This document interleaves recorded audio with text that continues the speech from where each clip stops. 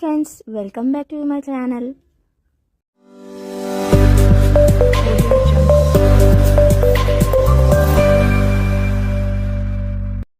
అందరికీ నమస్కారం.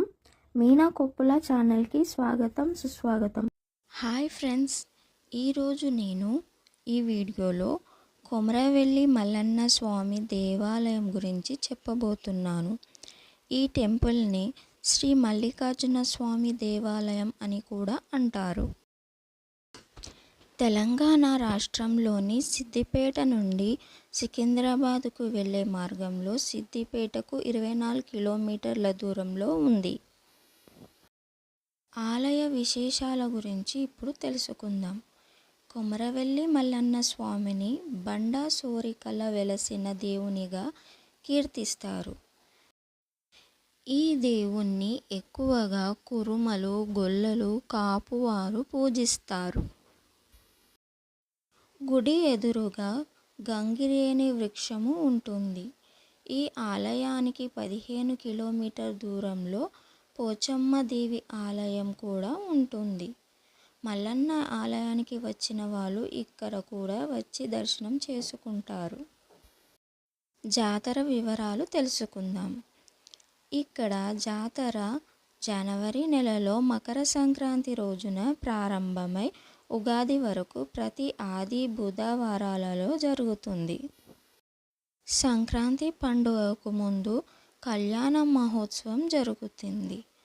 పండుగ తర్వాత వచ్చే మొదటి ఆదివారం రోజున జంట నగరాలలో నుండి లక్షల సంఖ్యలో యాత్రికులు వచ్చి మొక్కుబడులు చెల్లిస్తారు.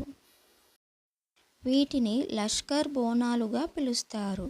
ఎక్కువగా యాదవ భక్తులు సందర్శించే ఈ జాతరలో బోనం, పట్నం అనే విశేషమైన మొక్కుబడులుంటాయి. బోనం అంటే అలంకరించిన కొత్త కుండలో నైవేద్యం వండి స్వామివారికి నివేదిస్తారు. ఆ పక్కనే రంగురంగుల ముగ్గులతో అలంకరించిన ప్రదేశంలో బోనాన్ని ఉంచి స్వామివారిని కీర్తిస్తూ ఆ నైవేద్యాన్ని సమర్పిస్తారు. ఒక విధంగా ఇది స్వామి కళ్యాణమే. డమరుకం వాయిస్తూ జానపద శైలిలో వారి సాంప్రదాయబద్ధమైన పాటలు పాడుతూ ఈ కార్యక్రమాన్ని నిర్వహించే వారిని ఒగ్గు పూజారులుగా పిలుస్తారు. వీరు పసుపు పచ్చని అంగీలు ధరించి చేతిలో ముగ్గు పలక, డమరుకంతో కనువిందు చేస్తారు. జాతర చివర్లో కామదహనం, హోలీ పండుగకు ముందు పెద్దపట్నం అనే కార్యక్రమాన్ని నిర్వహిస్తారు. వందల సంఖ్యలో ఒగ్గు పూజారులు విశాలమైన ముగ్గులను వేసి వాటి మధ్యన స్వామిని ఆవాహన చేసి సామూహికంగా జగ్గులు వాయిస్తారు, దేవుణ్ణి కీర్తిస్తారు. మండే నిప్పుల మధ్య నుండి 3 సార్లు స్వామివారి ఉత్సవ విగ్రహాలతో దాటి వెళ్తారు. వందల సంఖ్యలో భక్తులు కూడా దాటుతారు. దీనిని అగ్నిగుండాలు అని పిలుస్తారు. మల్లికార్జున స్వామి ఆలయం ప్రాంగణంలో శ్రీ రేణుకాచార్య ఉపాలయం ఉన్నది. ఈ ఆలయానికి 20 కిలోమీటర్ల దూరంలో గ్రామదేవత కొండపోచమ్మ ఆలయం ఉంది. మల్లికార్జున స్వామి అక్కగా చెప్తారు. స్వామిని జాతర సమయంలో దర్శించి ఆదివారం బోనాలు సమర్పించిన భక్తులు కొండపోచమ్మ ఆలయానికి చేరుకొని ఈ తల్లిని కొలిచి మంగళవారం నాడు బోనాలు సమర్పిస్తారు.